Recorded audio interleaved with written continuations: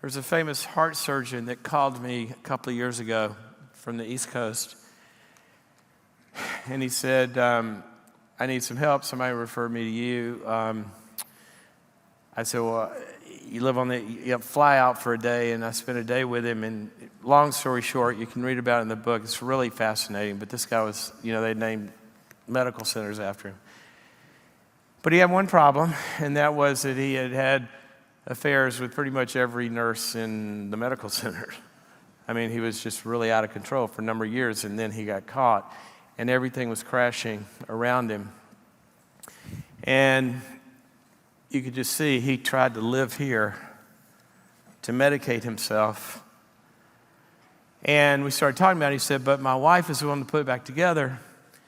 And I've got this plan. I want you to look at this plan. So he flew out and he told me his plan. He's going to start praying every morning early and reading his Bible every day and taking his wife on walks and meeting her needs. And he's read these books about how he's not meeting her needs, and he's going to do spiritual disciplines and a list of incredibly wonderful, helpful things that he was going to do to change.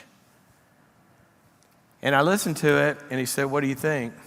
And I said, well, Doc, with all due respect, you're headed for another heart attack. He said, what do you mean?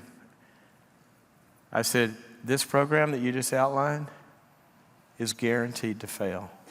And right now, honestly, I'm feeling kind of despairing for your wife because this is not going to work. He said, why? I said, those are all good things. But let me tell you something about the human heart. This is a famous heart surgeon.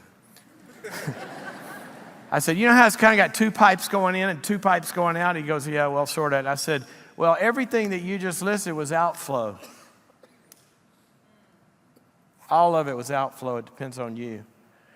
You're going to be more committed. You're going to give more. You're going to sacrifice more. You're going to get up earlier. You're going to do it. That's great. You need to do that.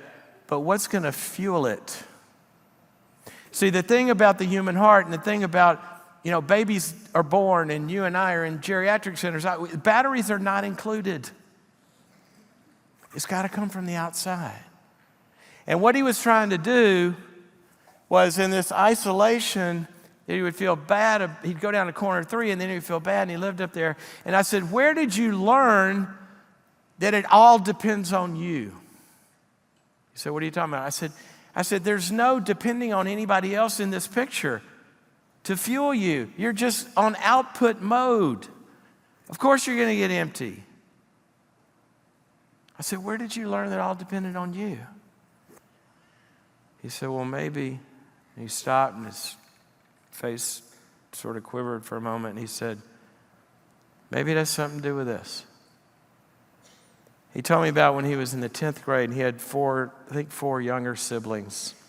His father, who had been a kind of a functioning alcoholic, finally had to go off to rehab. And his mother had a nervous breakdown when that happened and went into a hospital for a year. And here he is in the 10th grade, and he's a big brother.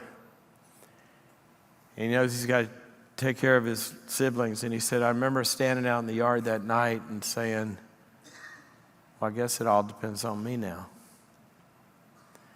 He said, when I think about it, I just got to work, and then I went to pre-med and medical school and residency and surgery practice. And he said, it's just always been that way. I said, how would a heart function with clogged arteries or veins? I don't know which one goes in and which one goes out. But he goes, it can't. And I said, exactly. And see, what he had to do was he had to do what God is asking each of us to do every single day, and that is walk through a doorway called need. And he had to open up to corner 4, which is the real connection with God and each other.